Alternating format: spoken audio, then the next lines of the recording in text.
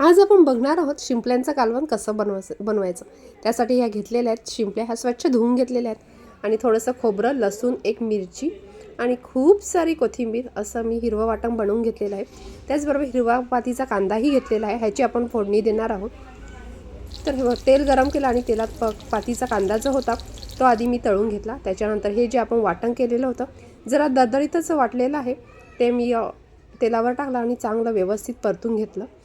ते परतून झाल्यावर एक टोमॅटो घेतला आणि तोही त्याच्यामध्ये घातला आणि तोही व्यवस्थित तेलामध्ये परतून घेतला. त्याच्यानंतर लाल तिखट घातलेलं आहे, त्याचबरोबर हळद आणि चवीप्रमाणे मीठ घालून घेतलेलं आहे.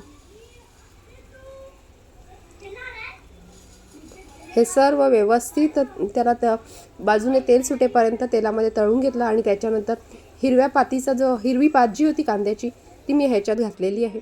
त्याच्यानंतर ह्या स्वच्छ धुवून घेतलेल्या शिंपल्या त्याच्यामध्ये घातल्या आणि त्याला चांगला मसाला लावून घेतले. मसाल्यामध्ये पूर्ण मिक्स करून घेतला आणि मस्त असं शिंपल्यांचं कालवण आपलं रेडी झालं.